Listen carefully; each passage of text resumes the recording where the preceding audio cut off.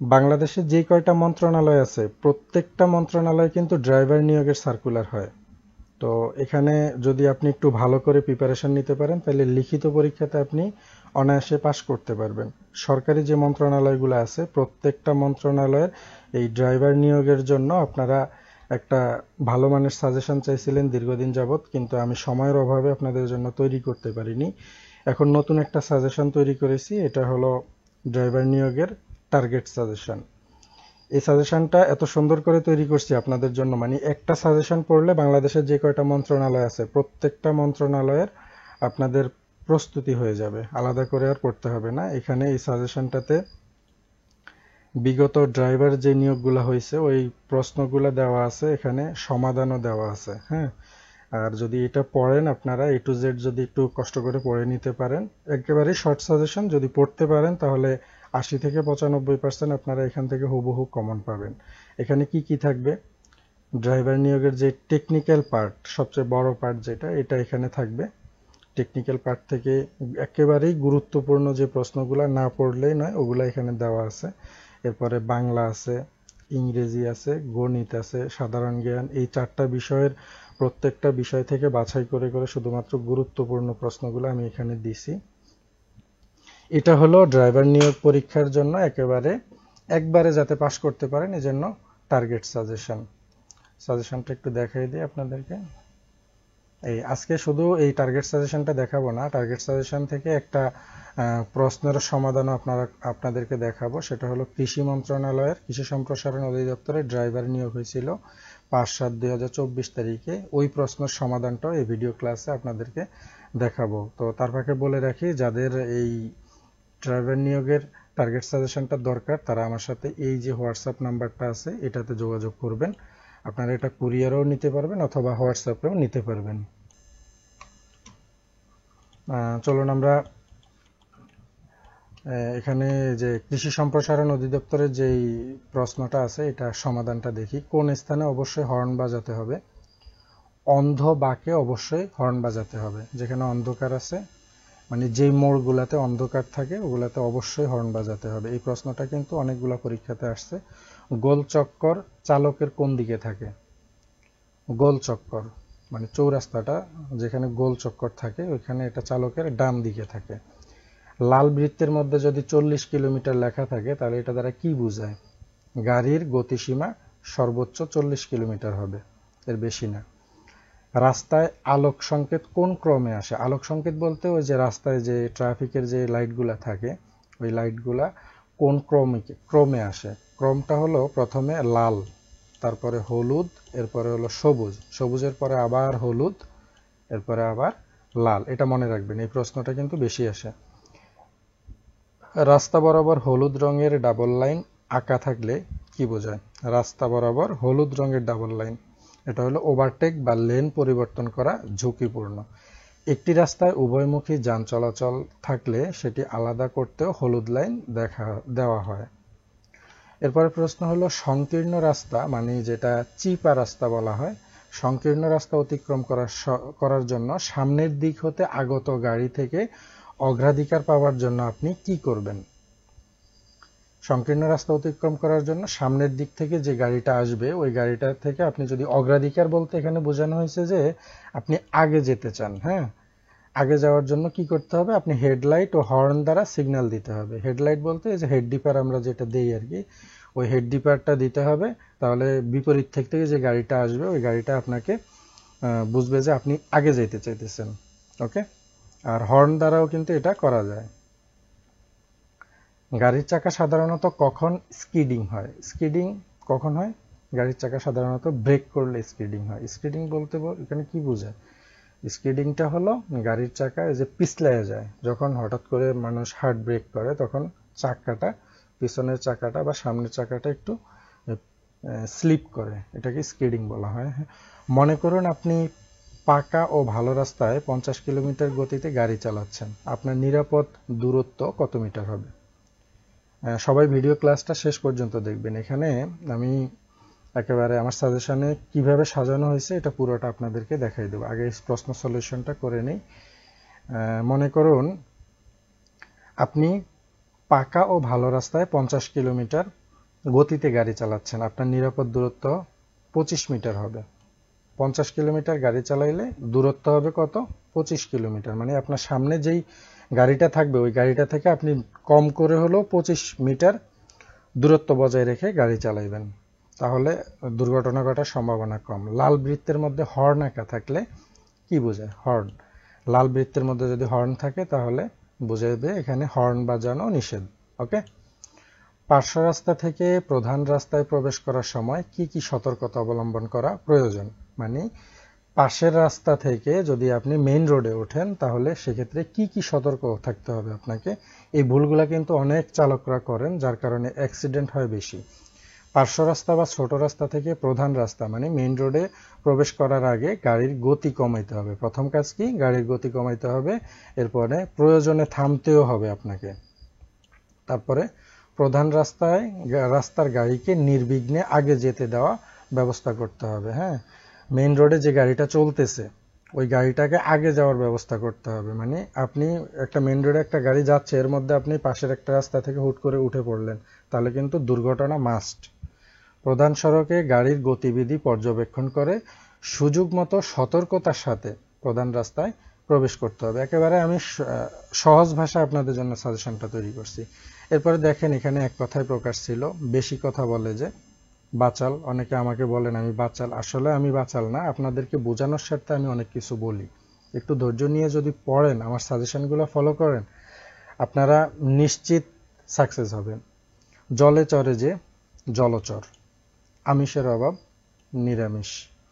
এরপরে বিপরীত শব্দ ছিল আজ, আজের বিপরীত কাল, লম্বা ইকুয়াল খাটো। এরপরে ইতর ভদ্র, এগুলো হলো বিপরীত শব্দ। তিনটা বিপরীত শব্দ ছিল, তিনটা এক কথায় প্রকাশ ছিল। অর্থসহ বাক্য রচনা করতে হবে। বাংলা অক্কা পাওয়া, অক্কা পাওয়া মানে হলো মারা যাওয়া। মাধুরী অকালে অক্কা পেয়েছে, এখানে মাধুরীর জায়গায় আপনি যে কোনো নাম দিতে পারেন। 18 মাসে বছর মানে হলো দীর্ঘসূত্রিতা বা ঢিলেমি। মাধুরী যে অলস, এই মেয়ের তো 18 মাসে বছর যায়। এলাহি কাণ্ড মানে হলো বিরাট আয়োজন। মাধুরীর বিয়েতে তার বাবা এলাহি কাণ্ড করেছেন, বিরাট আয়োজন করেছেন। একেবারেই যে পরীক্ষার প্রশ্ন সহজ হবে তা না, এখানে পরীক্ষার প্রশ্ন একটু কঠিনই হয়, যদিও ড্রাইভার পদ, সরকারি চাকরি বলে কথা। এরপরে লিঙ্গ পরিবর্তন করতে হবে। পাঠক, পাঠকের লিঙ্গ পরিবর্তন হলো পাঠিকা। অভিনেতা, এটার লিঙ্গ পরিবর্তন অভিনেত্রী। ভাই, বোন, ছেলে, ছেলেরা, এই তিনটা হলো লিঙ্গ পরিবর্তন, পাঠক, অভিনেতা, ভাই। ওকে। আর এই যে পরের তিনটা আছে এগুলা কিন্তু লিঙ্গ পরিবর্তন না, এগুলা হলো বহুবচন। ছেলে এক বচন, এটা বহুবচন হলো ছেলেরা। মাছ এক বচন, বহুবচন হলো মাছগুলো। পর্বত এক বচন, বহুবচন পর্বতমালা। অনেকের প্রশ্ন যে এটা যদি আমি মোবাইলে নেই পিডিএফ আকারে তাহলে কি পড়তে পারবো? হ্যাঁ, পড়তে পারবেন, কারণ এটা তো আমার তৈরি করা সাজেশন, ফেসবুকের কোনো গ্রুপের সাজেশন না। এটা যত জুম করবেন লেখাগুলো ফাটবে না, ঠিক আছে? চলেন এখানে বাংলাটা একটু দেখাই দিই। বাংলায় অর্থ লিখতে হবে। ইন্টেলিজেন্ট, INTELLIGENT, ইন্টেলিজেন্ট মানে হলো বুদ্ধিমান, ঠিক আছে? ট্রু, TRUE, ট্রু মানে হলো সত্য। ফ্রেন্ড, FRIEND, ফ্রেন্ড বন্ধু বা বান্ধবী, ফ্রেন্ড দ্বারা দুইটাই বোঝানো হয়। ট্রান্সলেশন করতে হবে মানে অনুবাদ করতে হবে। বাংলা দেওয়া থাকবে আমি একজন ড্রাইভার, এটার ইংরেজি কি? I am a driver। সে স্কুলে যায়। হি গোজ টু স্কুল, গোজ মানে কি? যায়। হি গোজ টু স্কুল, সে স্কুলে যায়। তুমি সুখী, এটার ইংরেজি কি? You are happy. এগুলা কিন্তু শুধু মুখস্থ করলে হবে না, পড়ার সময় এটা একটা কাগজে নিজে লিখবেন। লিখলে কি হবে? এই যে বানানগুলো আপনার আর ভুল হবে না। বানান ভুল হলে কিন্তু আপনি নাম্বার পাবেন না, তাই না? ইহা একটি কলম, দিস ইজ এ পেন। আচ্ছা, বিপরীত শব্দ ছিল ইংরেজিতে ব্ল্যাক, ব্ল্যাক মানে কালো, এটার বিপরীত হলো হোয়াইট, হোয়াইট মানে সাদা। অনেস্ট মানে হলো সততা, আর এটার বিপরীত ডিসঅনেস্ট, HONEST, ডিসঅনেস্ট, অসতা। ওকে, ডে মানে হলো দিন আর নাইট মানে হলো রাত। ওকে, এরপরে একটা গণিত আছে, দেখেন একটু জুম করে দিই দেখার সুবিধার্থে। এখানে 4.5 মানে 4.5 ভাগ 1.5, এটা সমান কত? এটা হলো প্রশ্ন। উত্তর কিভাবে করবেন? প্রথমে 4.5 ইন্টু 10 লিখবেন। 10 কেন? এই যে দশমিকের জন্য একটা, দশমিকের পরে একটা ঘর আছে, এই জন্য একটা শূন্য নিলাম। আর এটা দশমিকের আগে একটা সংখ্যা, এই জন্য 1 নিলাম। হ্যাঁ, মানে দশমিকটা মূলত আমরা উঠাইবো, এই জন্যই এই কাজটা করা। হ্যাঁ, এরপরে আর নিচে সেম, এখানেও 1.5 আছে, এটা লিখবো ইন্টু 10 লিখবো। ওকে, তো এখানে যদি আমরা গুণ করি 4.5 ইন্টু 10 দিয়ে যদি গুণ করি, 45-রে 10 দিয়ে গুণ করলে কত হয়? 450। হ্যাঁ, 450। তো এখানে শূন্যটা আমরা না লিখলেও চলে, কারণ এটা দশমিকের কারণে বাদ যাবে। তাহলে এখানে থাকবে 45, আর এখানে 15-রে 10 দিয়ে যদি গুণ করেন তাহলে হবে 15। ঠিক আছে, তো 45-কে আবার 15 দিয়ে যদি ভাগ করেন তাহলে 3×15 45। ওকে, এরপরে আরেকটা অঙ্ক ছিল 1 কুড়ির হাফ অংশ সমান কত? 1 কুড়ি, 1 কুড়ি মানে কয়টা? 20টা। আমরা জানি 1 কুড়ি মানে হলো 20টা। এখন 20টার হাফ কত? মুখে মুখেও কিন্তু করা যায়, 20 ইন্টু হাফ লিখবেন। তাহলে এখানে 2 দিয়ে যদি আমরা 20-এর কাটি তাহলে 10 দুগুণে কত? 20। এই যে 10 দুগুণে 20, উত্তর হবে 10। অঙ্কগুলো কিন্তু ছোট ছোট থাকে, জাস্ট আপনি একটু বুদ্ধি খাটাইলে দ্রুত সমাধান করতে পারবেন। এরপর আরেকটা একটু কঠিন একটা অঙ্ক দিয়েছিল যে 124-এর 25% কত? 124-এর 25% বের করতে হবে। প্রথমে কি লিখবো আমরা?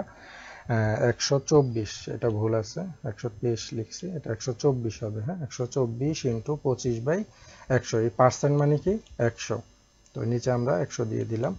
এখন কাটাকাটি করতে হবে। এই যে 25 দিয়ে যদি আমরা কাটি 100-রে তাহলে কত হয়?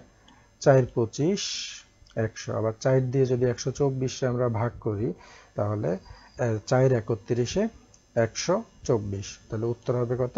31। এরপর আরেকটা অঙ্ক ছিল 3 বছর 2 মাস সমান কত মাস? এখানে আপনারা অনেকে প্রশ্ন বুঝতে ভুল করেন, যার কারণে সঠিক উত্তরটা করতে পারেন না।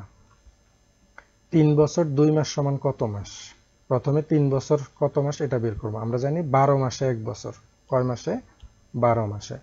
প্রথমে 3 বছরের হিসাবটা বের করব, তারপরে 2 মাসের খুচরা হিসাবটা আলাদা বের করব। হ্যাঁ, তাহলে 3 বছর ইকুয়াল 12 ইন্টু 3 মানে 12 মাস, আর 3 বছর, এটা 3×12 কত? 36 মাস। তাহলে আমরা এখানে কয় মাস পাইলাম? 3 বছরে 36 মাস। তাহলে 36 মাসের সাথে কয় মাস যোগ করবো? এখানে প্রশ্নে আরো বাড়তি খুচরা 2 মাস দেওয়া আছে, তাহলে 36 মাস যোগ 2 মাস মানে টোটাল 38 মাস। এটা হলো উত্তর। তাহলে এখানে যে প্রশ্নটা এখন দেখাইলাম আপনাদেরকে, এটা হলো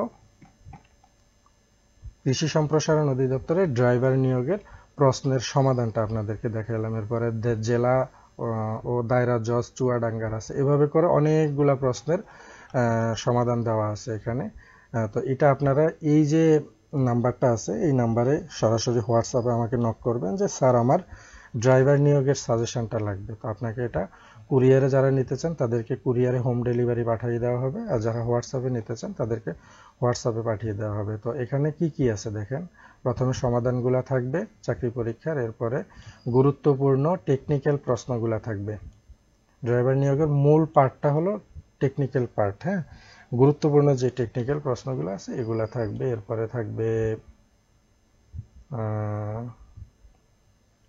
এত সুন্দর করে দেওয়া হয়েছে দেখেন, এখানে কোন সাইনের মানে কি, এগুলা কিন্তু আপনাদেরকে জানতে হবে। অনেকগুলো পরীক্ষাতে কিন্তু এমসিকিউ প্লাস রিটেন দুইটাই থাকে, এখানে এমসিকিউ কিন্তু দেওয়া আছে। হ্যাঁ, এরপরে বাংলা পার্টটা দেখাচ্ছি।